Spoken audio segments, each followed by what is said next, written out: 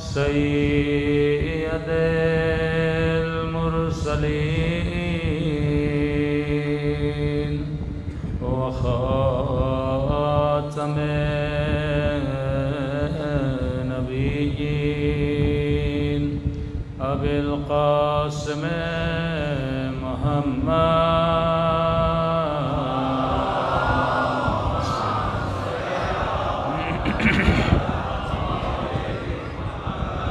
وعلى آله الطيبين الطاهرين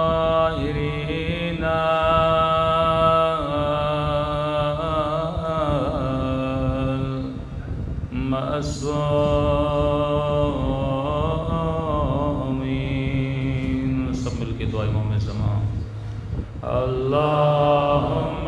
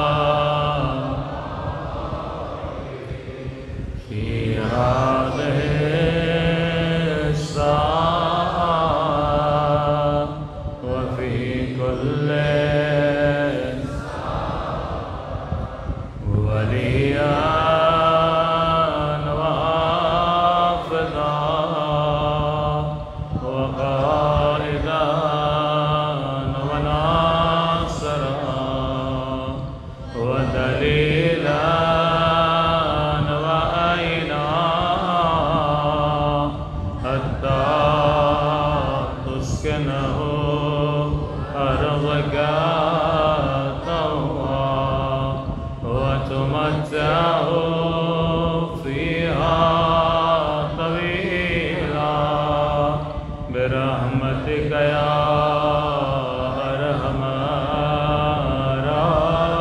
الراحمین. صلوات پڑھے محمد.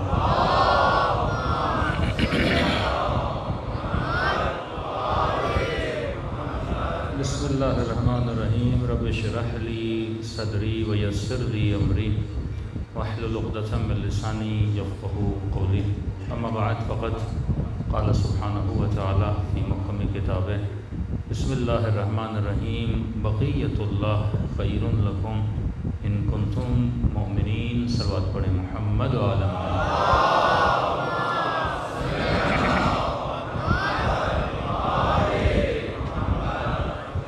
دعا ہے پروردگار عالم ہم سب کی عبادتوں کو اپنی بارگاہ میں قبول فرمائے اور جس مقصد زندگی اور حیات کی خاطر ان مجالس میں آتے ہیں خدا ان مقاصد میں بھی ہم سب کو کامیابیاں نصیب فرما دے. مسلسل آپ کی خدمت میں عرض کر رہے ہیں کہ اپنے رابطے کو اپنے امام سے، خدا سے، اہل بیت سے مضبوط کرنے کے لیے ضروری ہے کہ انسان اپنی تربیت کرے. اگر ہم اچھے مربی نہیں تو ہم اچھے مومن بھی نہیں. اگر کوئی اسپورٹ میں کامیابی چاہتا ہے تو ڈیلی بیسس پہ اس نے اپنے مسلز کی تربیت کرنی ہوتی ہے. یہ چیزیں بچوں کو سمجھائیں کہ میرے لال یہ باڈی بھی تب تک پروگریس نہیں کر سکتی جب تک تو ڈیلی بیسس پہ ایکسرسائز نہ کرے. جسم بھی بیمار ہو جاتا ہے. اللہ ظالم نہیں ہے، وہ ارحم الراحمین ہے. اس نے آپ کی موت کا وقت خود معین کیا ہے. یہ جو ہم جلدی مر جاتے ہیں اپنے اعمال کی وجہ سے، ورنہ نارمل 90 سال 100 سال ہر انسان زندگی جی سکتا ہے. یہ اور بات ہے کہ حتمی موت ہو، خدا نے جلدی انسان کی موت لکھی ہو شہادت کے ذریعے یا کسی اور شے کے ذریعے، ورنہ انسان لمبی زندگی جی سکتا ہے. کیونکہ ہم جسموں کا خیال نہیں رکھتے تو جسم بہت جلدی بیمار ہو جاتا ہے. اسی طرح اگر تو اپنی روح کا خیال نہیں رکھے گا تیری روح بھی کیا ہو جائے گی؟ بیمار ہو جائے گی. تبھی ہم نے عرض کیا کہ معرفت خدا کی ابتدا معرفت نفس سے ہے. جب تک تو اپنی معرفت حاصل نہ کرے. پھر ہم نے کہا کہ انسان کی تعریف انسان وہ ہوتا ہے جو لامحدود تربیت پانے کی صلاحیت رکھتا ہے۔ یہ لفظ ذہنوں میں بٹھا دیجئے۔ چھوٹے چھوٹے بچے جب آپ کے جوان ہوں تو بچوں سے کویشچن کریے کہ بیٹا انسان کیا نہیں ہے، تو جب ان کے لیے واضح ہو جائے گا کہ میں ہوں کیا، پھر وہ انہی چیزوں کے پیچھے جائے گا جو انسان کو ویلیو دیتی ہیں، نہ کہ جو جنبہ حیوانی کو ویلیو دیتی ہیں۔ اگر ہم پوری زندگی حیوانی پہلو کو مضبوط کرتے رہیں اور انسانی پہلو کو مضبوط نہ کریں تو قیامت میں جو مقام ملے گا مقام حیوانی ملے گا۔ مثلا ایک بندہ ڈاکٹر بن گیا، خدمت کر رہا ہے لوگوں کی، نا ثواب کا کام ہے، لیکن اگر وہ خدمت راہ خدا میں نہ ہو، اب ظاہر ہے پیسہ بھی اس کو مل رہا ہے، لوگوں کی جانوں کو بھی بچا رہا ہے، لیکن اگر وہ صراط مستقیم پہ نہ ہو تو اسے اجر حیوانی ملے گا۔ کئی یہودی ڈاکٹر ہیں، کرسچن ڈاکٹر ہیں، تو کیا خدا ان کو اجر نہیں دے گا؟ وہ بھی تو لوگوں کو جانوں کو بچاتے ہیں، لیکن اجر حیوانی ملتا ہے۔ لیکن اگر یہ راہ ولایت پہ زندگی گزارے، کام وہی کرے گا پر اجر اسے شیوں والا ملے گا، اجر اسے انسانی اجر ملے گا۔ تو پہلے یہ ضروری ہے کہ انسان جان لے میں ہوں کیا، تو حیوان نہیں ہے۔ انسان اسے کہتے ہیں جو لامحدود تربیت پانے کی صلاحیت رکھتا ہے۔ دوسری چیز، تمہارے وجود میں اللہ کا نفخہ ہے۔ اب نفخہ الہی اپنی نشانی رکھتا ہے۔ آج اس کو اور پہلو میں آپ کی خدمت میں بیان کروں۔ قرآن کا حکم ہے کہ ہم نے ہر چیز کو زوجین میں بنایا ہے، مطلب میل اینڈ فیمیل۔ آپ گھر میں تار بھی لگاتے ہو نا، تو وہ بھی کہتے ہیں یہ میل ہے یہ فیمیل ہے۔ درخت دیکھیے میل اینڈ فیمیل ہے، حیوانوں کو دیکھیے میل اینڈ فیمیل ہے۔ ہر چیز کا جوڑ ہونا ضروری ہے۔ یا آپ کا ہاتھ ہے نا، اس کا جوڑ کیا ہے؟ اس کے اندر قوہ لامسہ ہے۔ جب تک یہ کسی کو مس نہ کرے، مطلب اگر اس کے اندر مس کی صلاحیت ہے تو کسی ایسی چیز کا ہونا ضروری ہے جسے یہ کیا کر سکے، مس کر سکے۔ اگر آپ خدا نہ خواستہ بیمار ہو جائیں اور آپ کا قوہ لامسہ ختم ہو جائے تو آپ چلنے کی صلاحیت نہیں رکھ پائیں گے۔ آپ کو پتہ نہیں لگے گا سخت کیا ہے، گرم کیا ہے، ٹھنڈا کیا ہے۔ آپ کسی دیگچی پہ ہاتھ رکھیں گے، اگر قوہ لامسہ ختم ہو گیا آپ کا ہاتھ جل جائے گا، آپ خود کو بچا نہیں پائیں گے۔ اب ایک آدمی اس کے پاس ناک ہے لیکن سونگھنے کی طاقت نہیں ہے، تو آپ اس ناک کو کیا بولو گے؟ یہ بیمار ہے، یہ سالم نہیں ہے۔ اگر سالم ہوتی تو سونگھنے کی صلاحیت موجود ہوتی۔ کئی ایسے لوگ ہیں جن کے سونگھنے کی طاقت کیا ہو جاتی ہے، ختم ہو جاتی ہے۔ اس ناک کو بیمار ناک بولا جاتا ہے۔ زبان میں چکھنے کی صلاحیت ہے۔ زبان کا جو زوج ہے، جو چیز اس کے لیے بنی ہے، اس کے لیے ذائقہ بنا ہے۔ آنکھ کے لیے اللہ نے کیا بنایا ہے؟ روشنی بنائی ہے، تصویریں بنائی ہیں۔ اگر آنکھ تصویروں کو نہ دیکھ سکے تو آنکھ کیا ہے؟ بیمار ہے۔ اگر زبان چکھ نہ سکے تو بیمار ہے۔ اگر ہاتھ مس نہ کر سکے تو بیمار ہے۔ تو ہر شے کا زوج موجود ہے جو اس کے لیے بنا ہے۔ تو فرمایا بالکل اسی طرح کوئی ایسی شے ہے جو تیرے روح کے لیے بھی بنی ہے۔ روح کو کس چیز سے لذت ملتی ہے؟ روح کو کھانے سے لذت نہیں ملتی، روح کو پانی سے لذت نہیں ملتی۔ یہ جتنی لذتیں ہیں یہ جسم کے لیے ہیں۔ تمہارے وجود میں نفخہ پروردگار عالم ہے، جسے نفخت من روحی بولا گیا، جو نفخہ الہی ہے۔ اب نفخہ الہی کو کس چیز سے لذت ملتی ہے؟ تو قرآن کی آواز آتی ہے، الا بذکر اللہ تطمئن القلوب۔ اگر اس قلب کو، قلب سے مراد روح ہے، اگر روح کسی چیز سے مطمئن ہوتی ہے تو ذکر پروردگار عالم سے مطمئن ہوتی ہے۔ صلوات پڑھیں محمد و آل محمد۔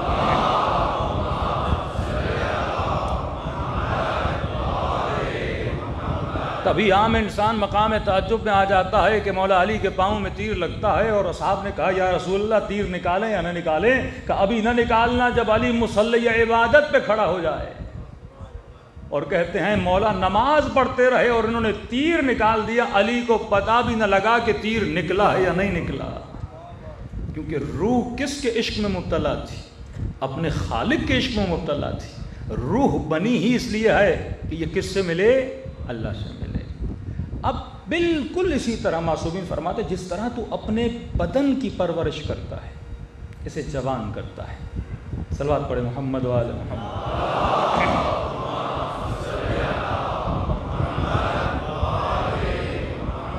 فعجل فرجهم، اگر ماں بچے کا خیال نہ رکھے بچہ بیمار ہو جائے گا۔ فرمایا بالکل اسی طرح روح بہت چھوٹی ہوتی ہے، کیفیت کے اعتبار سے نہیں، علم کے اعتبار سے، معرفت کے اعتبار سے اس روح کو تو نے کیا کرنا ہے؟ مقام علیہ تک پہنچانا ہے۔ جس طرح بچہ چھوٹا ہوتا ہے فوراً اسے وزنی چیز نہیں دی جاتی۔ بچہ دنیا میں آتا ہے وہ پہلے ہلکی غذا لیتا ہے نا، اور جیسے جیسے بڑا ہوتا ہے تو پھر وزنی غذا لینا شروع کر دیتا ہے۔ اسی لیے خدا دنیا میں آتے ہی بندے پر نماز کو واجب نہیں کرتا۔ 15 سال میں نماز کیا ہوتی ہے؟ واجب ہوتی ہے۔ یہ تربیتی اصول آپ کو بتا رہا ہوں۔ یعنی ایسا نہ ہو کہ تمہارا بچہ 7 سال کا ہے، بچی 7 سال کی ہے، اس کے اوپر عبادتوں کے پہاڑ توڑ دو، نہیں، آہستہ آہستہ۔ ایسا نہیں کہ بچہ 7 سال کا ہے، بچی 6 سال کی ہے، اسے اتنی عبادت کی سختی کرو کہ عبادت سے کیا ہو جائے؟ بیزار ہو جائے۔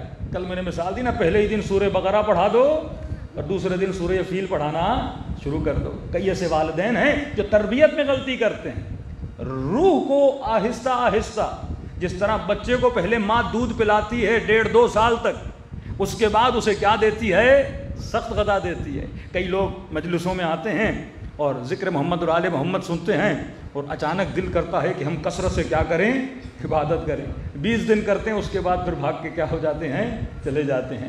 یا بیچارے کربلا گئے، مشہد گئے، ایک کے بعد ایک عبادتیں کرنا شروع کرتے ہیں، لیکن ان عبادتوں میں بقا نہیں ہوتی۔ وہ عبادت کربلا تک ہی ہوتی ہے، مشہد تک ہی ہوتی ہے، محرم کے دنوں تک ہوتی ہے، لیکن جیسے محرم کے دن ایام اعضا ختم ہو گئے پھر ان کی کیفیت وہی ہو جاتی ہے جو پورے سال ہے، کیونکہ ہمیں نہیں پتا اس روح کی پرورش کیسے کرنی ہے۔ آہستہ آہستہ جس طرح بچے کو پرورش دی جاتی ہے، پہلے نرم غذا دی جاتی ہے، پھر سنگین غذا دی جاتی ہے، پھر آہستہ آہستہ اس کا جسم بڑا ہوتا ہے، اس کی تربیت ہوتی ہے، بالکل اسی طرح روح کی کیفیت ہے۔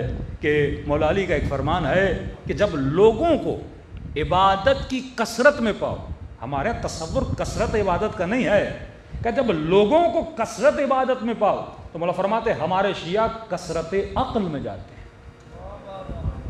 کثرت عبادت اور کثرت تعقل، یہ نہیں کہا جس نے 1000 رکعت نماز پڑھی اس پہ جنت واجب ہے۔ میرے چھٹے امام کا فرمان ہے جس نے معرفت کے ساتھ 2 رکعت نماز پڑھی وجب علیہ الجنہ، امام فرماتے میں کہتا ہوں خدا اس پہ جنت کو واجب کر دیتا ہے۔ کوالٹی پہ غور کیا کرو۔ اب ایک آدمی 4 رکعت نماز پڑھتا ہے، اس کے ساتھ 8 رکعت مستحبات بھی پڑھتا ہے، توانائی ہے تو بہت اچھی بات ہے۔ حضرت ابراہیم کو اللہ نے یہ نشانیاں بتائیں کہ علی کے شیعوں کی یہ دن میں 51 رکعت نماز پڑھتے ہیں، لیکن یہ 51 رکعت مجھے کب پڑھنی ہے؟ جب میں سلمان کی معرفت کو حاصل کر لوں، جب میری روح اتنی پاورفل ہو جائے، یہ نہیں کہ ایک دن میں اتنی پڑھوں اگلے دن کیا ہو جاؤں، اس عبادت سے میں تنگ ہو جاؤں۔ آہستہ آہستہ اپنی روح کو ہلکی غذا دیتے جاؤ، آہستہ آہستہ۔ مثلا ایک ذکر لو کہ مولانا مثلا میں ڈیلی بیسس پہ 200 مرتبہ مثلا صلوات پڑھوں گا۔ اب دیکھو اس میں اسٹیبلٹی کتنی ہے۔ اگر تو 40 دن ڈیلی 200 مرتبہ صلوات پڑھنے کی صلاحیت پیدا کر لے، صلوات صرف ذکر نہیں ہے، صلوات صرف دعا نہیں ہے، صلوات اعجاز محمد اور آل محمد ہے۔ اس پہ میں بھی آؤں گا۔ کوئی بھی ذکر لو، کوئی بھی عبادت لو، لیکن اس میں تواتر کو پیدا کرو۔ مثلا دن میں 17 رکعت نماز ہے، یہ ذہن سے نکال دو کہ مجھے مستحبات پڑھنی ہے یا مثلا نماز شب پڑھنی ہے، 17 رکعت نماز پڑھتے ہو نا، اس 17 رکعت کو کنٹینیوٹی میں پڑھتے رہو۔ 40 دن اس پہ پابندی کرو بھائی، وقت پہ دن میں 17 منٹس۔ اب یہ بھی نہیں کہ مستحبات کے ساتھ پڑھوں گا، صرف واجبات اس میں ادا کرو، لیکن وہ جو واجب پڑھو خلوص دل سے پڑھو۔ خلوص کا مطلب اطمینان قلب سے پڑھو۔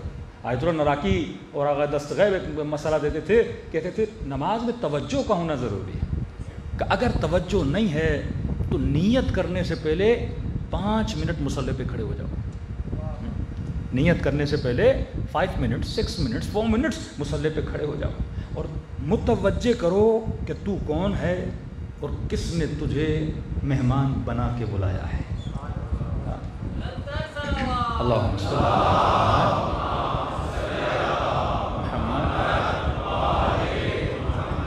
متوجہ ہو کہ کس کی دربار میں کھڑے ہو جاؤ، اللہ کے دربار میں کھڑے ہو جاؤ، اور طمأنینے کے ساتھ پڑھو۔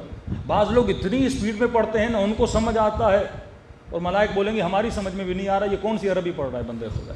ہاں آہستہ آہستہ سے بسم اللہ الرحمن الرحیم الحمدللہ رب العالمین، جس طرح لقموں کو چباتے ہو نا، اسی طرح حرف حرف کو چبایا کرو، سمجھا کرو کس کی دربار میں کھڑے ہو، کس کے ساتھ بات کر رہے ہو، ادب و اخلاق کے ساتھ بات کرو۔ 17 منٹ ڈیلی دو۔ معصوم فرماتے 40 دن پڑھو، پھر دیکھو 41ویں دن تیرے روح اس نماز سے کتنی لذت لیتی ہے۔ یہ اپنے محبوب سے مل جاتی، روح عاشق پروردگار عالم ہے۔ روح کا اگر کسی شے سے میلاب ہونا ہے، روح کا اگر کوئی متداول ہے، جیسے نیگیٹو اور پلس اور مائنس بولتے ہیں، روح کے لیے اگر کوئی پلس ہے، اگر آپ مائنس ہو، اگر اس کے لیے کوئی پلس ہے تو وہ وجود پروردگار عالم ہے۔ عبادت میں صرف خلوص ہونا چاہیے۔ آغا امینی بہت بڑے عالم دین صاحب کتاب الغدیر فرماتے میں مولا حسین کے حرم میں گیا اور میں کہتے لمبے لمبے سجدے دیتا تھا حرم امام حسین میں، نماز پڑھنے کے بعد لمبا سجدہ۔ کہتا ایک دن سجدہ دے رہا تھا، سجدے کے عالم میں مکاشفہ ہوا، آنکھوں سے پردے ہٹے اور مجھے امام حسین کی زیارت نصیب ہوئی۔ صلوات پڑھے مولا کی شان پہ۔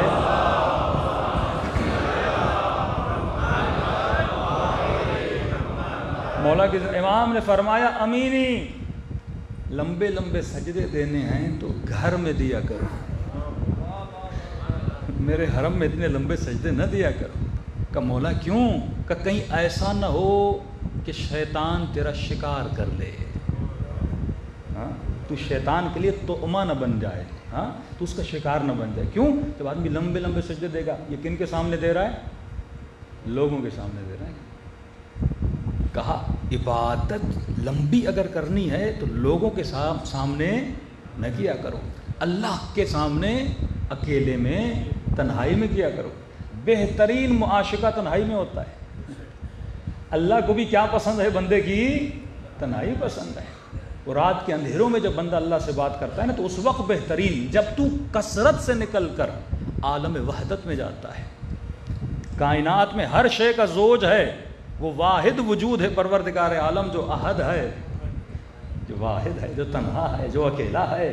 اس خدا سے اگر بات کرنی ہے تو کہ عوام میں اتنے لمبے لمبے سجدے نہ دیا کرو۔ یا مجتہد اتنے بڑے عالم دین، لیکن امام حسین کہہ رہے کہیں نہ ہو شیطان تجھے اپنا شکار بنا دے، کہیں ایسا نہ ہو تو اٹھے، 4 لوگ بولے مولانا ماشاءاللہ کتنے لمبے سجدے کیے، 4 لوگ تمہارے ہاتھ آ کے چومنے لگیں، تمہارے اندر ایک چیز پیدا ہو جائے کہ میں تو بڑا عابد ہوں، میں تو بڑا زاہد ہوں۔ یہ خیال بھی تمہارے ذہن میں نہیں آنا چاہیے کہ تو لوگوں کی خوشی کے لیے کر رہا ہے، جو بھی کرے اپنے پروردگار عالم کے لیے کرے۔ پوری دعائے کمیل علی نے تنہائی میں پڑھی۔ سارے کئی اسلام کے عبادی جو اعمال ہیں وہ ایسے ہیں جو انسان تنہائی میں انجام دے، نہ کہ لوگوں کے سامنے انجام دے۔ لیکن یہاں پہ ایک شبہ ہے، کچھ ایسے عمل ہیں، اس پہ غور کیجیے گا، جن کے لیے حکم ہے کہ لوگوں کے سامنے کرو۔ عبادی جتنے اعمال ہیں، نماز ہے، ذکر خدا ہے، خاموشی سے کرو، تنہائی میں کرو۔ لیکن کچھ ایسے اذکار ہیں، کہتے ہیں بلند بلند آواز سے کرو۔ جن اذکار میں سے ایک ذکر ہے، ذکر صلوات۔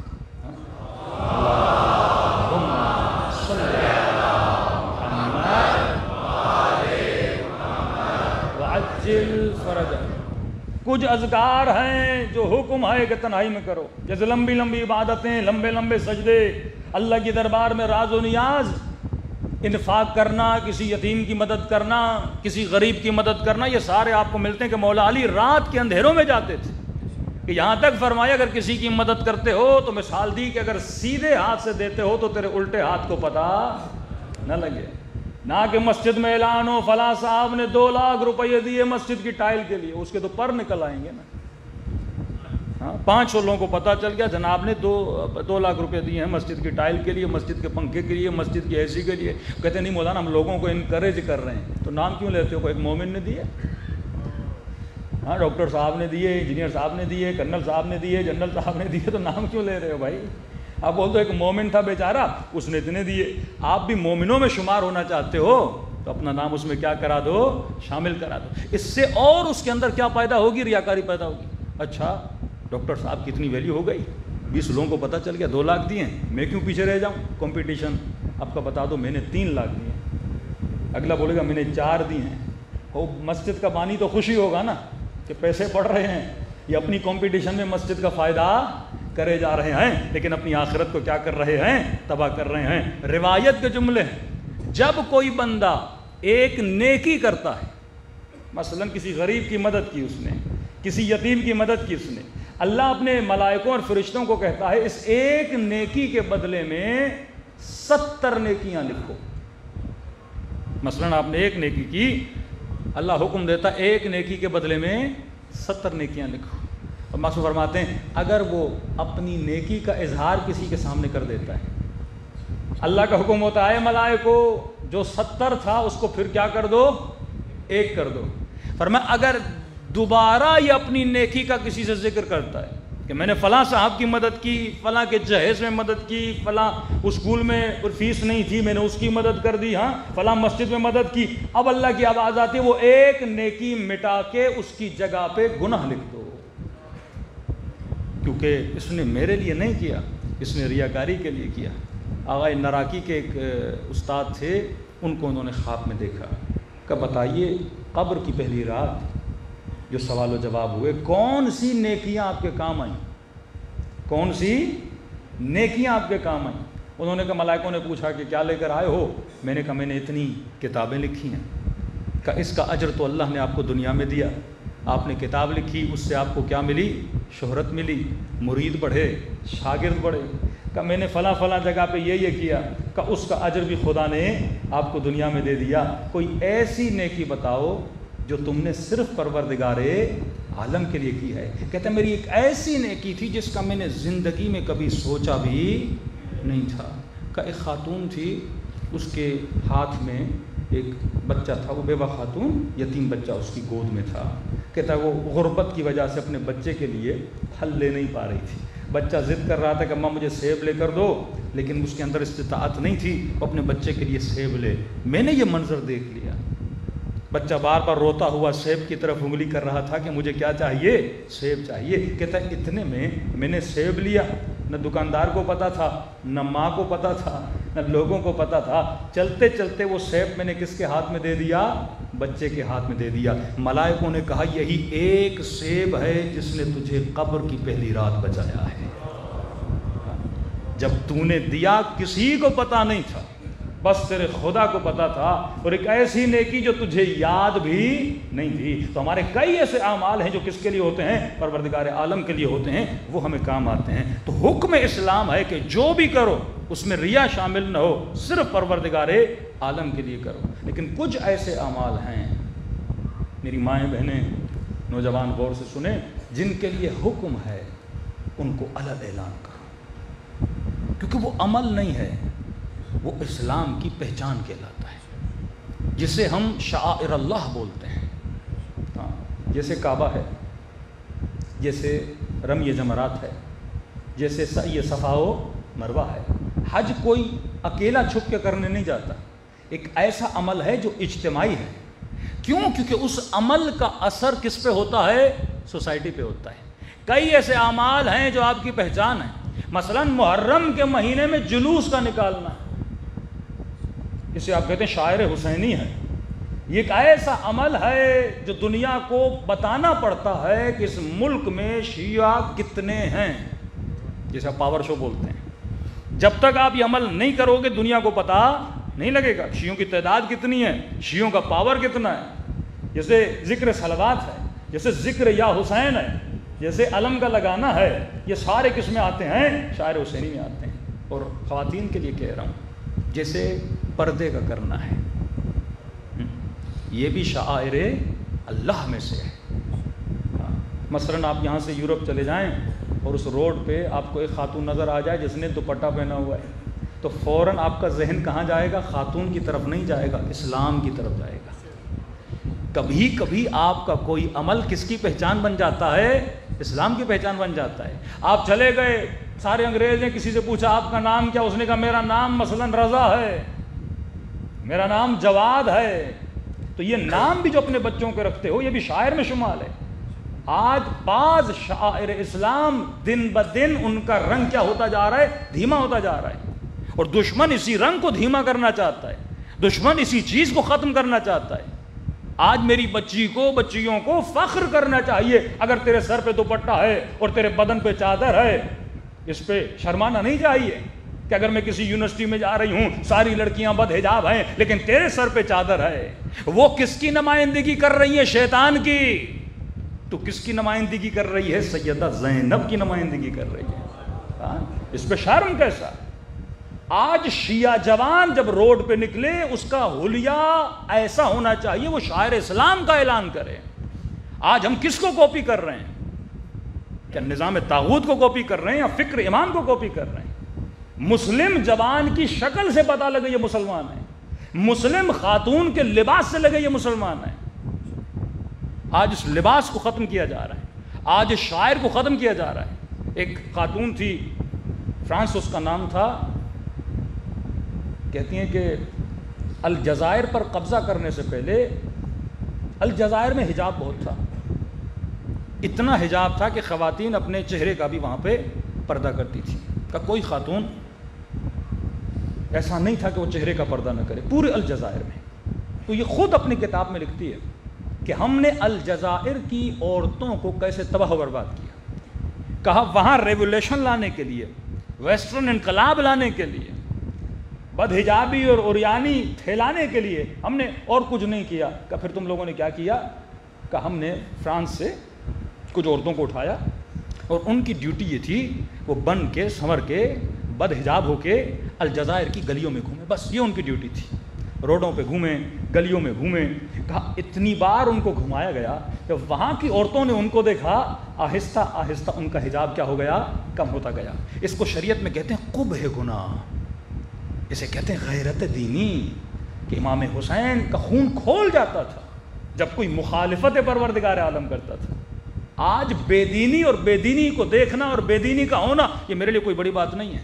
اگر میں نماز پڑھوں لیکن میرے وجود میں غیرت دینی نہیں ہے، مطلب علل اعلان مخالفت پروردگار عالم کی جائے لیکن باپ کو غیرت نہ آئے، بھائی کو غیرت نہ آئے، اس ماں کے لیے کوئی پرواہ نہیں کہ میرا بچہ میری بچی کیسی گھومتی ہے، میرا بیٹا کس حال میں گھومتا ہے، کوئی پرواہ نہیں ہے. آج کئی جوانے پھٹی ہوئی پینٹیں پہن رہے ہیں. میں نے کئی مجلسوں میں کہا، میں نے کہا آج سے 20 سال پہلے اگر کوئی پھٹے ہوئے کپڑے پہنتا تو مسجد میں چندہ جمع ہوتا، بیچارہ غریب ہے، درزی کے پاس بھیجا جائے کپڑے سی لے. لیکن آج جب ایسے کپڑے پہنے جاتے ہیں تو جواب کیا ملتا ہے؟ مولانا فیشن ہے، اوپن مائنڈڈ ہیں، براڈ مائنڈڈ ہیں، پڑھے لکھے ہیں، لبرل ہیں. ہاں یہ جواب ملتے ہیں نا. مطلب وہ بے حیائی پھیلا کے خود کو پڑھا لکھا سمجھ رہا ہے. کیوں؟ کیونکہ معاشرے میں قبح گناہ ختم ہو گیا. کئی ایسے گناہ ہیں جن کا ممبر سے ذکر کرنا بھی گناہ ہے. کئی ایسے گناہ ہیں جن کا ذکر خدا قرآن میں بھی نہیں کرتا. سخت خدا کو غیرت ہے کیونکہ خدا غیور ہے.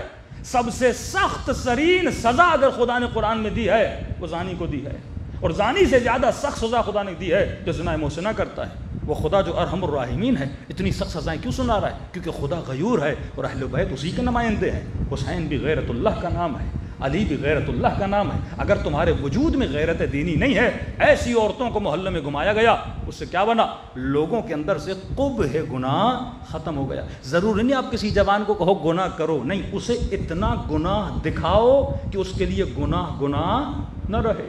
ایک آدمی کسی کو شراب پیتے ہوئے دیکھا وہ غیرت دینی میں آ جاتا ہے، لیکن ایک آدمی دیکھتا ہے اس کے لیے شراب پینا نارمل ہے، بد حجابی اور اوریانی اس کے لیے کیا ہے؟ نارمل ہے. تو نظام اہل بیت کو ختم کرنے کے لیے یہ دشمن کا بہترین حربہ ہے کہ معاشرے سے کیا کرو بے گناہ. آج پاکستان ایک اسلامی ریاست ہے، جو بھی چینل کھولو، نیوز چینل کی بات کر رہا ہوں، جو بھی آپ چینل کھولیں، کتنے ایسے چینلز ہیں 70-80 چینلز میں سے جس میں خواتین کے سروں پہ کیا ہے؟ دوپٹہ ہے. دوپٹہ نہیں ہے نا، تو آپ جتنی آپ کی بچیاں دیکھیں گی چینل، ہاں، تو اس سے کیا ہوتا ہے؟ قبح گناہ ختم ہو جاتا ہے. گناہ کو نارملائز کرو. جب گناہ نارملائز ہو گیا تو اندر سے غیرت دینی بھی کیا ہو جاتی ہے؟ ختم ہو جاتی ہے. اور جب غیرت دینی ختم ہو گئی، اس کے اندر جذبہ دین ختم ہو جاتا ہے. صرف چند رسومات باقی رہ جاتی ہیں کہ دن میں 5 وقت نماز پڑھنی ہے، محرم رمضان میں روزہ رکھنا ہے، محرم میں آ کر ماتم کرنا ہے. کہ ایسا قلب رکھنے والا کبھی امام زمانہ کا سپاہی نہیں بن سکتا جب تک تیرے وجود میں غیرت دینی نہیں ہے. حبیب ابن مدہ ظواہر کے وجود میں غیرت دینی تھی، جنہوں نے دین کی خاطر، مولا علی مدینے سے نکلتے، امام حسین مدینے سے نکلتے ہیں، کیا جملہ فرماتے ہیں؟ مدینے سے کیوں نکل رہا ہوں؟ تاکہ اپنے جد کے دین کو بچا سکوں۔ حسین بقاء ذات کے لیے نہیں گئے تھے، بقاء دین کے لیے گئے تھے۔ تو آج ہر جوان کے وجود میں غیرت دینی ہونی چاہیے۔ صلوات پڑھے محمد و آل محمد۔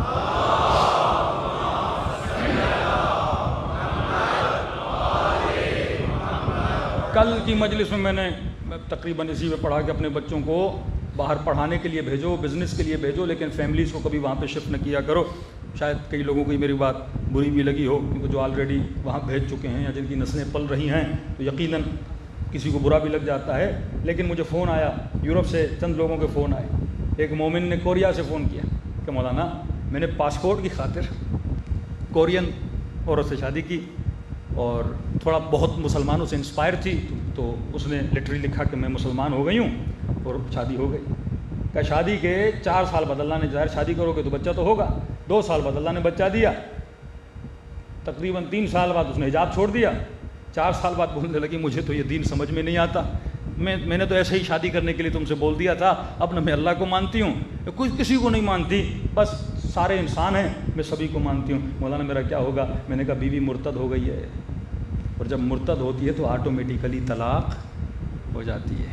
کہ مولانا پھنس گیا ہوں، کروں تو کیا کروں؟ جب ہم سوچ سمجھ کے قدم نہیں اٹھاتے، ابھی پتہ نہیں لگتا ہمیں، لیکن جب زندگی آگے بڑھتی رہے گی، جب اس دلدل میں پھنس جاؤ گے پھر انسان پریشان ہو جاتا ہے۔ اس لیے معصوم فرماتے زندگی ایسی گزارو، ہر قدم سوچ سمجھ کے اٹھاؤ، یہاں تک ہر دعا ہم کرتے ہیں نا عاقبت بخیری، یہ بات یاد رکھیے۔ ایک آنکھ ہوتا ہے آنکھ والدین، جب آپ کو والد آنکھ کرے تب بھی آپ جہنمی بن جاتے ہو۔ ایک آنکھ ہوتا ہے آنکھ امام زمانہ، اہل بیت بھی اپنے بعض شیعوں کو آگ کر دیتے ہیں جو دین میں سستی دکھاتے ہیں، جن کے اندر غیرت علوی، غیرت حسینی نہیں ہوتی، جس کی آنکھوں سے شرم و حیا ختم ہو جاتا ہے۔ اور تصور کرو جسے امام زمانہ آگ کر دے اس پر جنت حرام ہو جاتی ہے۔ تو مومن اپنا ہر قدم سوچ سمجھ کے اٹھائے۔ کربلا میں آیا، امام حسین نے کہا کہ بس اب جنگ شروع ہونے والی ہے۔ کہنے لگا مولا میرے بچے کوفے میں ہیں، بچوں کو میں نے راشن لے کے نہیں دیا، مولا بس آپ کی اپنی جان آپ پہ قربان کرتا ہوں، مجھے اتنا وقت دیجئے، میں کوفے جاؤں، بچوں کو راشن لے کے دوں، میرے مرنے کے بعد پتہ نہیں ان کا کوئی خیال کرنے والا ہے کہ نہیں ہے۔ امام نے کہا جا تو رہے ہو، کہیں ایسا نہ ہو کہ دیر ہو جائے، پچھتاؤ گے، کیونکہ ڈیسیجن تجھے آج لینا ہے۔ جو یہ کہے نا میں کل کروں گا، اگر کسی مجلس میں تجھے واجب و حرام کا پتہ چلا، آج ڈیسیجن لو، کل کا کسی کو نہیں پتا کہ زندگی رہتی ہے یا نہیں رہتی۔ کہ مولا میں یوں گیا یوں آیا۔ تاریخ کربلا لکھتی ہے یہ گیا کوفے، بچوں کو سامان لے کر دیا، لیکن جب واپس آیا تو حسین کا سر قلم ہو چکا تھا۔ اس وقت رونے لگا۔ تاریخ لکھتی ہے دماغی توازن اس کا کھو چکا، کیونکہ امام نے کہا اگر میری مدد پہ نہ آ سکے، میں کیونکہ حلمن کی سزا دے چکا ہوں، اب گئے اور نہیں پہنچے تو جہنمی بن جاؤ گے۔ فرماتے دماغی توازن کھویا، یہ اپنے گھوڑے کے ساتھ نہر دجلہ میں گیا اور وہیں پہ مر گیا۔ خسرت دنیا والآخرہ۔ یہ لشکر توابین کیوں پچھتاتا تھا؟ جانیں سب نے قربان کی، لیکن کیا فائدہ، حسین تو جا چکے تھے نا، سیدہ زینب کی چادر تو لٹ چکی تھی نا، سکینہ تو یتیم ہو چکی تھی نا، اب فائدہ کیا؟ کہ جب زندہ ہے حق کا پتہ چلے تو فوراً حق کو کیا کر لو، تھام لو، کیونکہ زندگی کا کوئی بھروسہ نہیں ہے۔ صلوات پڑھے محمد و آل محمد۔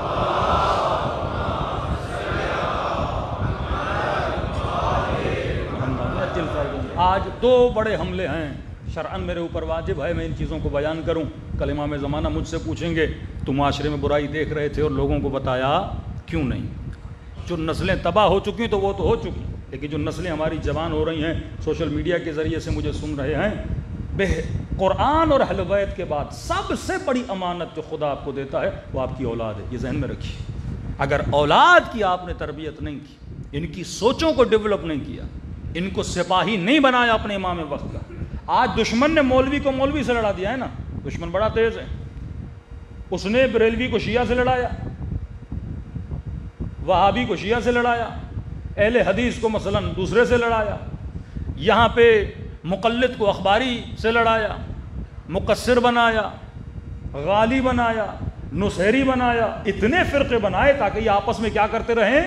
لڑتے رہیں۔ جب ہم آپس میں لڑیں گے ہماری توجہ دشمن کی طرف ہوگی نہیں۔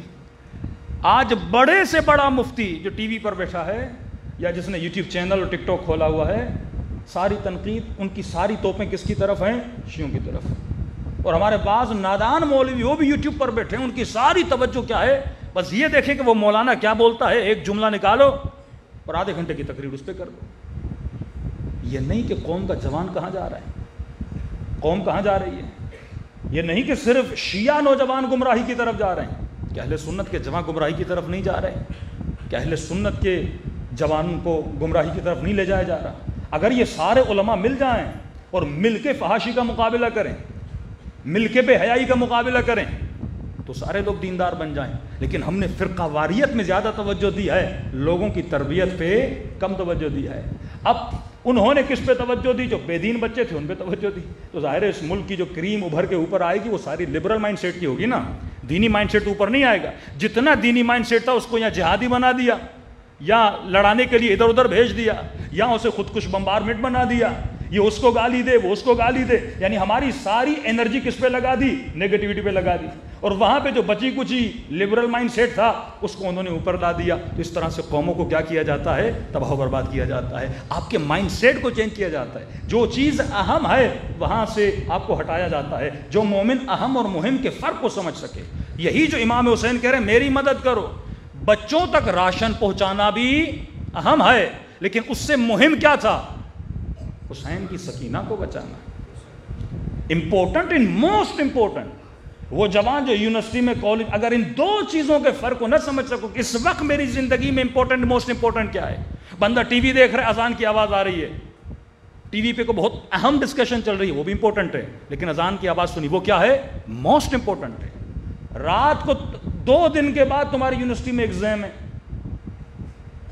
اور 4 دوست آ گئے تم سے ملنے کے لیے روم میں، ہاں، گاؤں سے بھائی آ گیا، ماموں آ گیا، وہ بولے ہم اتنے دن کے بعد ہیں، تم ہمارے ساتھ بیٹھتے نہیں ہو، اب یہ ان کے چکر میں بیٹھ گیا اور 2 دن اپنا وقت ضائع کر دیا، ایگزام سر پہ آ کے کھڑے ہیں۔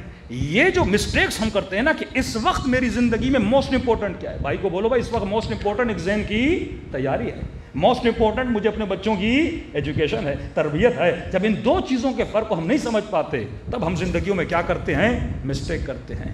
جناب مختار اس فرق کو سمجھتے تھے، حبیب ابن مظاہر اس فرق کو سمجھتے تھے۔ جب امام حسین کا خط پہنچانا، کہا کہ حسین کی طرف رجل فقی کی طرف خط ہے کہ حبیب تیرے بچپن کا دوست مشکل میں گرفتار ہے، لہٰذا حسین تجھے مدد کے لیے بلا رہا ہے۔ حبیب پڑھتا رہا، بیوی ساتھ کھڑی تھی، بیوی کو کہا کہ حسین نے خط لکھا ہے، مدد کے لیے بلایا ہے۔ بیوی کا امتحان لے رہا تھا، کروں تو کیا کروں؟ بیوی نے اسے بتایا کہ حبیب اس وقت موسٹ امپورٹنٹ سوچنا نہیں ہے، حسین کی مدد کے لیے جانا ہے۔ زہیر سفرے پہ بیٹھا ہے، کھانا کھا رہا ہے، قاصد آیا، انا برید الحسین، میں حسین کی طرف سے پیغام لے کر آیا ہوں۔ سفرے پہ بیٹھا ہے، کہتے لقمہ کھا رہا تھا، سوچ رہا تھا، پیچھے سے بیوی کی آواز آئی۔ اللہ سلامت رکھے ایسی بیویوں کو جو اپنے شوہروں کو حسین کی طرف بھیج رہی ہیں۔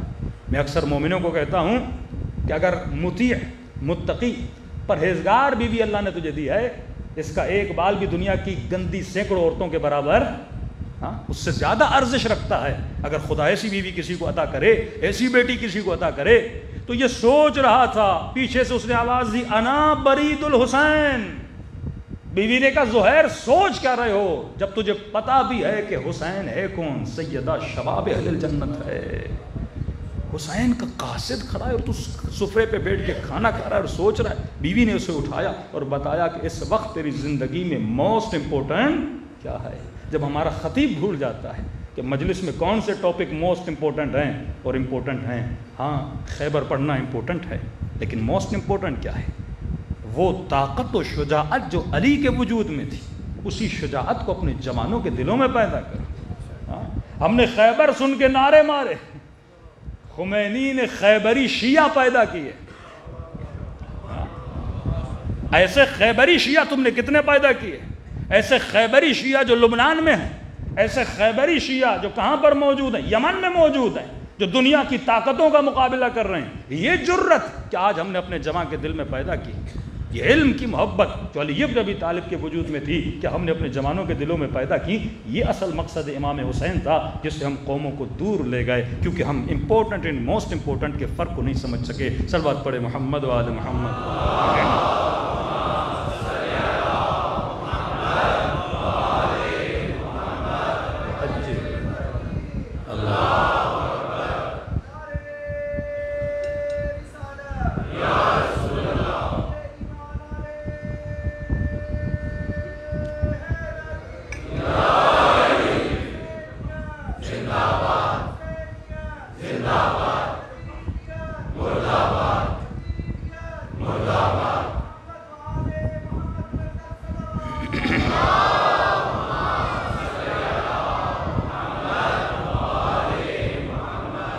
آج سے 100 سال پہلے جو آپ کی نسلوں کا لباس تھا وہ آج نہیں ہے۔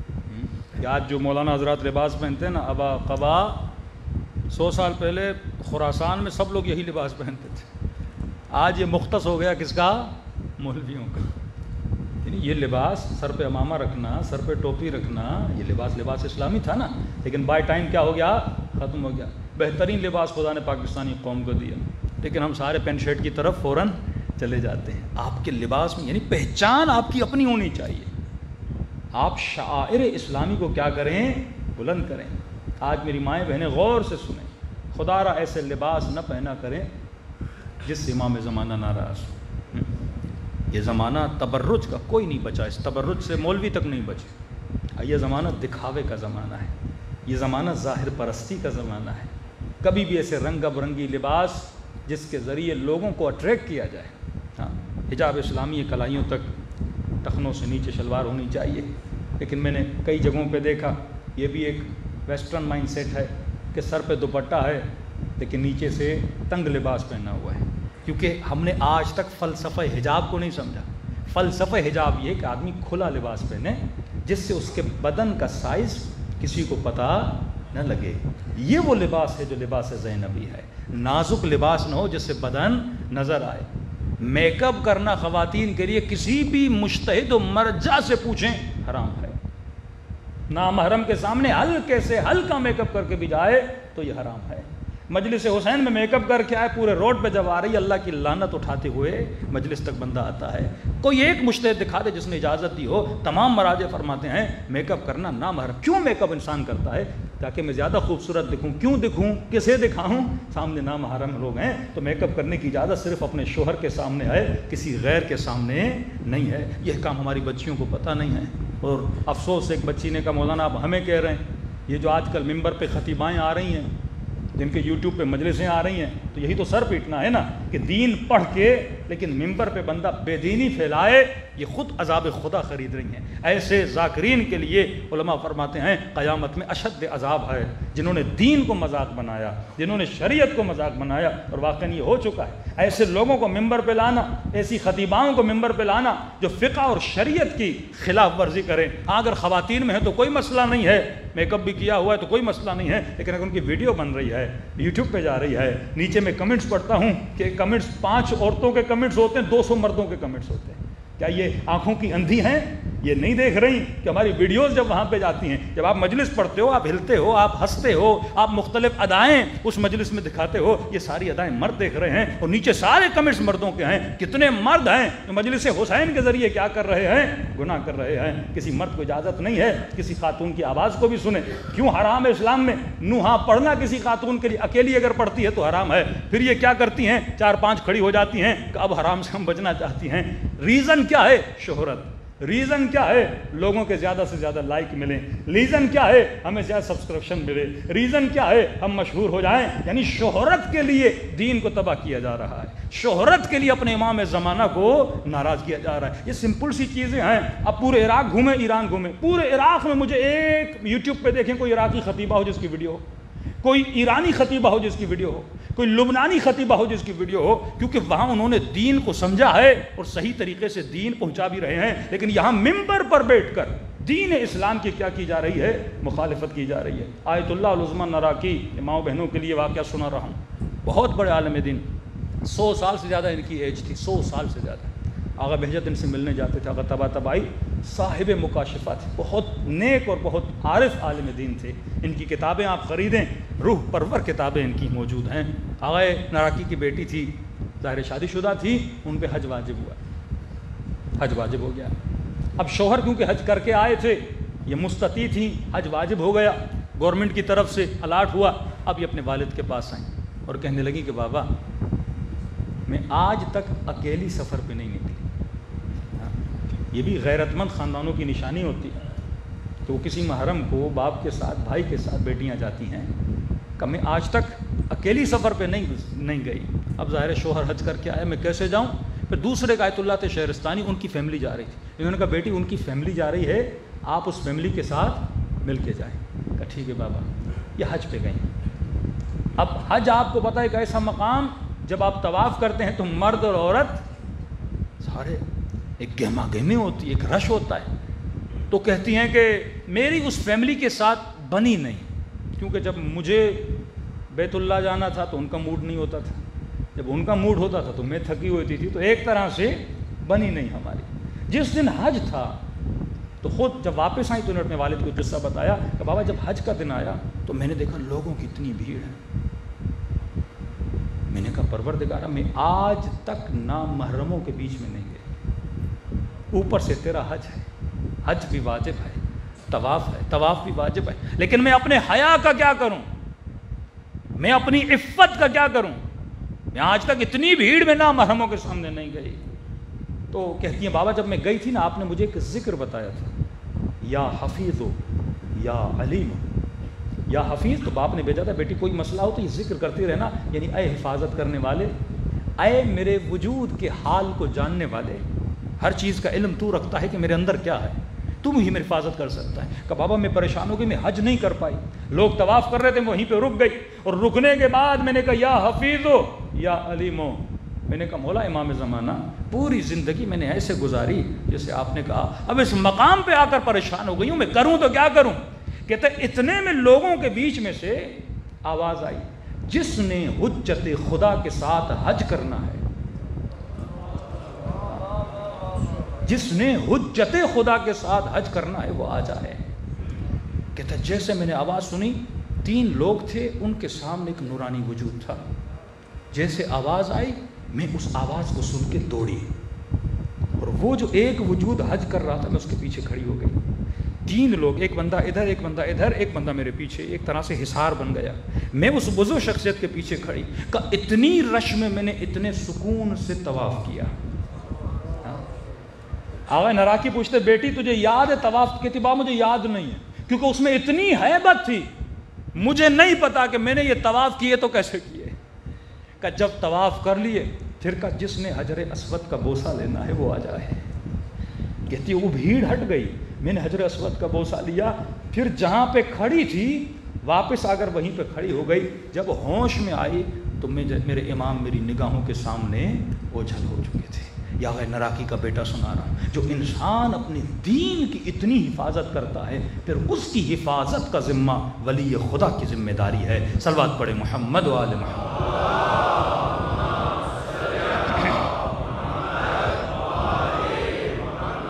ہر چیز پہ کمپرومائز کرنا, پر شریعت پہ کمپرومائز نہ کرنا, حکم خدا پہ کبھی کمپرومائز نہ کرنا. اگر تو نے کیا تو یہ سوچ اہل بیت کی سوچ نہیں.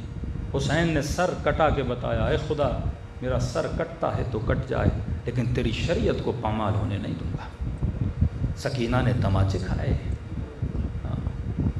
خدایا تیرے دین کو بچانے کے لیے تماچے کھانے پڑے, کھاؤں گی. آج ہم سب سے زیادہ جس چیز پہ کمپرومائز کرتے ہیں نا وہ دین ہے. ہماری لاسٹ پرائرٹی دین ہے, فرسٹ پرائرٹی کیا ہے؟ دنیا دنیا دنیا. حضرت عباس کے جب بازو کٹے نا, کہ واللہ خدا کی قسم میرے بدن کے ٹکڑے ٹکڑے بھی کر دو, میں اپنے دین سے ہاتھ نہیں اٹھاؤں گا. وہ حامی دینی, عباس اپنے دین کی کیا کرے گا؟ حمایت کرے گا. آج سوال ہے میں نے دین کے لیے, ایمان کے لیے کیا قربان کیا؟ آج روتے اسی بات پہ ہیں کہ سیدہ زینب جتنی بڑی ہستی, کبھی کبھی تو خوف آتا ہے بعض مصائب پڑھتے ہوئے بھی. ایسے مصائب کہ انسان شک میں مبتلا ہو جاتا ہے. اتنی مصیبت بھی ہوئی تھی, اتنا ظلم بھی ہوا تھا. فرماتے ہیں 2 مصیبتیں امام حسین پہ بڑی سنگین گزری. ان 2 میں سے ایک مصیبت جناب علی اصغر کی مصیبت تھی. کہتے سوچا بھی نہیں تھا امام حسین نے کہ یہ ملعون 6 مہینے کے بچے کو تیر لگائیں گے. اور کردار تو دیکھو اہل بیت کا. جب قافلہ واپس لوٹا, یزید کو لوگوں نے اتنی ملامت کی تھی کہ بدبخت ظلم کرنا بھی تھا, لیکن اتنا قتل کر دیتے حسین کو. لیکن لاشوں کے گھوڑے کیوں دوڑائیں؟ قتل کرنا تھا حسین کو, قتل کر دیتے, لیکن اس کی 4 سالہ بچی کے کانوں سے نوچ کے بالیاں کیوں نکالی؟ کہتے ہیں اتنی لوگوں نے اس بدبخت و شقی کی ملامت کی. جب قافلہ واپس جانے لگا, اس نے خاص طور پہ ایک قافلہ ایک غلام کے ہاتھوں سونپا کہ دیکھو واپسی کے سفر میں ان کو تنگ نہ کرنا. یعنی یزید نے سفارش کی کہ قافلے کا صحیح سے خیال رکھنا, میری لوگوں میں بدنامی بہت ہو چکی ہے. یہ شخص پورے سفر میں اس نے خیال رکھا بیویوں کا, امام سجاد کا, کہ جہاں یہ رکنا چاہے رکنا, جہاں ان کو پانی کی ضرورت ہو پانی دینا, جس چیز کی بھی ضرورت ہو. اس نے مدینے تک بیویوں کا بڑا خیال رکھا. یزید نے کی سفارش کی ہوئی تھی, میں بدنام بہت ہو چکا ہوں. راوی کہتا ہے جیسے مدینے پہنچے, بی بی زینب نے ایک سفید چادر بچھائی, بیویوں کو کہا جس کے پاس جو زیور ہے وہ چادر میں رکھے. اخلاق دیکھیے. اب زیور تو سارے لٹ چکے تھے نا کربلا میں, کہ جو بچے کچے یزید نے جو واپس کیے تھے وہی پہنے ہوئے تھے, کہ جس کے پاس جو زیور ہے وہ چادر میں رکھے. بیویوں نے چادر میں رکھا. بیوی نے گٹھڑی باندھی, کنیز کو بلایا, کہا جو پورے سفر میں قافلے کا خیال کر رہا تھا اسے علی کی بیٹی کی طرف سے یہ دینا ہے. کہتے ہیں اس شخص کے پاس جب یہ لے کر آئے, کہا کہ علی کی بیٹی نے بھیجا, حالانکہ یزیدی تھا یہ. اس لیے کہ مجھے ضرورت نہیں ہے کیونکہ یزید نے مجھے ایڈوانس میں پیسے دے دیے ہیں, میں ایسے ہی آپ لوگوں کی خدمت نہیں کر رہا کیونکہ اوپر سے مجھے آرڈر ملا ہے تبھی کر رہا ہوں. کہا نہیں. بیوی کہہ رہی ہیں یہ تیری فیس نہیں ہے, زینب کی طرف سے تیرا ہدیہ ہے. کہتے ہیں جیسے اس بدبخت نے سنا نا, یہ زمین پہ بیٹھا خاک کو سر پہ ڈال کے کہنے لگا مجھے یقین نہیں آتا جن کے ساتھ اتنا ظلم کیا یہ اتنے کریم ہیں. اگر تو اخلاق, دشمن بھی اگر اخلاق دکھاتا ہے تو اہل بیت اسے ہدیہ دیتے ہیں, کیونکہ وہ اپنی انسانیت کا ثبوت دے رہا ہے, وہ ایک تربیت یافتہ انسان کا ثبوت دے رہا ہے. تبھی بی بی زینب ہمیشہ کہتی تھی دکھ اس بات کا نہیں تھا کہ غیروں نے نہیں پہچانا, دکھ اس بات کا تھا کہ زینب کو اپنوں نے نہیں پہچانا. میں کہوں بی بی اپنے کیسے پہچانتے, کیونکہ اپنوں نے کبھی سوچا بھی نہیں تھا کہ کہاں بازار, کہاں علی کی بیٹی زینب. دلوں کو کربلا لے کر چلیں اور سلام کریں ایسی ہستیوں پہ, اور دعا کریں خدا ایسا بنا جیسا سیدہ زینب چاہتی ہیں. السلام علی الحسین وعلی علی ابن الحسین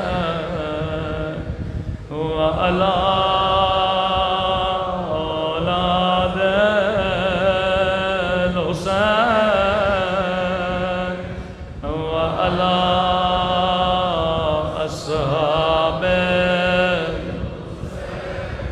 سب مل کے السلام علی الحسین وعلی علی ابن وعلی اولاد الحسین وعلی اصحاب. میرا سلام ہو سکینہ کے زخمی کانوں پہ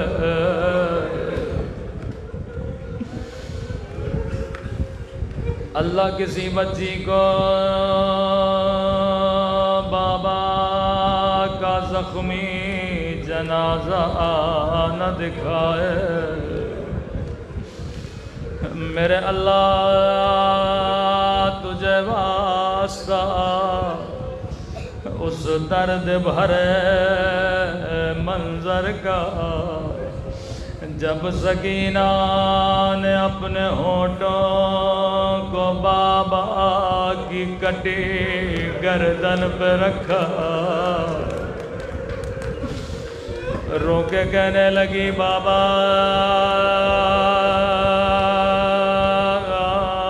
میرے غریب بابا،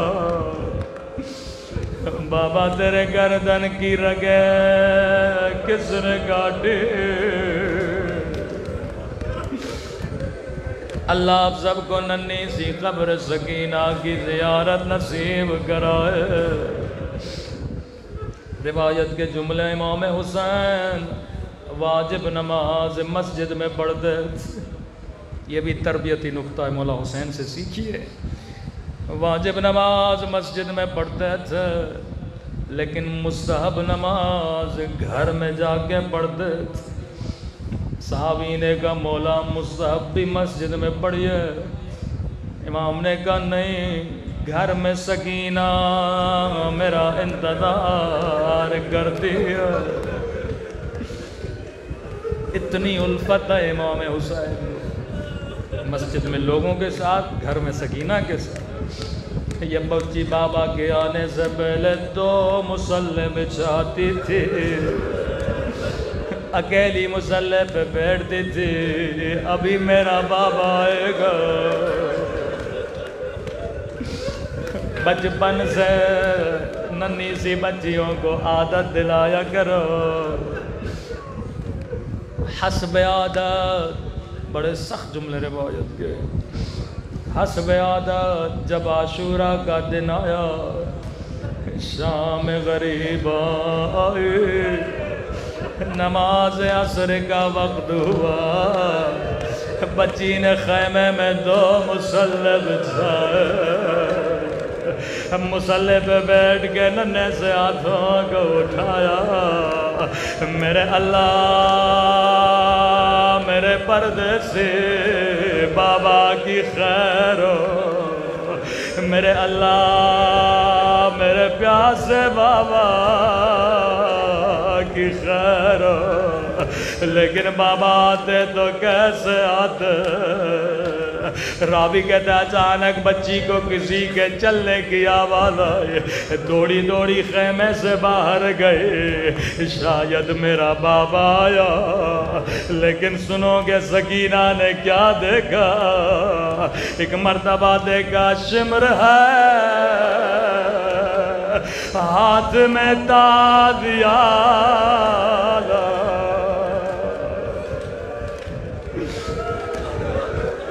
اللہ کسی بچی کو بابا کا قاتل نہ دکھائے۔ 4 سال عمر ہے، چھوٹی بچی ہے، جیسے لئی نے دیکھا بچی خیمے سے دوڑی دوڑی باہر آئی ہے، کہتا ہے سکینہ کس کا انتظار کر رہی ہو؟ روکے کا میرا بابا نہیں آیا، بڑی دیر سے بابا کا انتظار کر رہی ہو۔ اب روایت کے جملے بڑے سخت ہیں، کہا کیا بابا کو دیکھنا چاہتی ہو؟ کہا بڑی دیر سے بابا کو نہیں دیکھا۔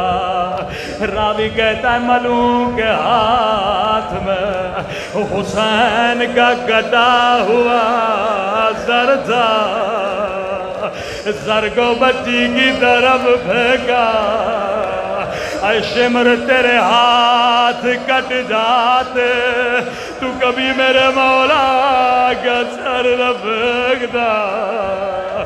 بچی بابا میرے غریب بابا سر کو گود میں لیا، او بابا تیرے گردن کی رگیں کس نے کاٹے، او بابا ظالم نے پانی پلایا تھا یا نہیں؟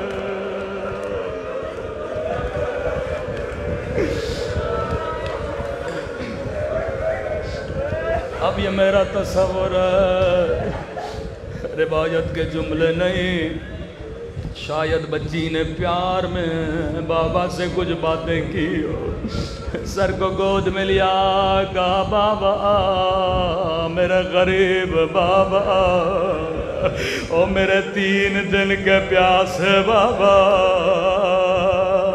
وہ لاشیں اٹھا اٹھا کر تھک جانے والے میرے بابا، بابا اکبر کے بازو تو نے اٹھائے، بابا عباس کا لاشا تو نے اٹھایا، بابا قاسم کا لاشا تو نے اٹھایا، او بابا 4 برس تو نے مجھے اپنے سینے پہ سلایا، او بابا آج آجا سکینہ کے سینے پہ سو جا۔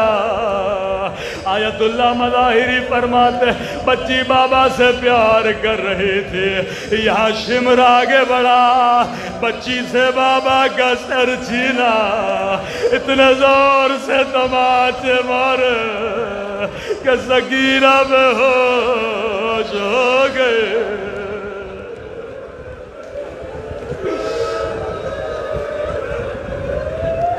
خاک کربلا پہ حسین کی یتیم بچی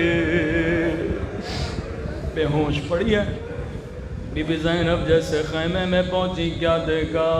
بچی کے کان بھی زخمی ہے، رخساروں پہ نیل نشان ہے، شاید اتنا روئی بچی کی آنکھیں کھلی، نگاہ زینب پہ پڑے، یہ نہیں کہا پھپھی اماں میرا بابا کہاں ہے، یہ نہیں کہا پھپھی اماں شمر نے میرے در چھینے، یہ نہیں کہا پھپھی اماں شمر نے تماچے مارے، او میری ماں و بہنوں مجلس میں آنے والیوں سنو سکینہ کے جملے، راوی کہتا ہے جیسے نگاہ پھپھی کے چہرے پہ پڑی، بابا کا سوال نہیں کیا، اور روکے گا پھپھی اماں آپ کی چادر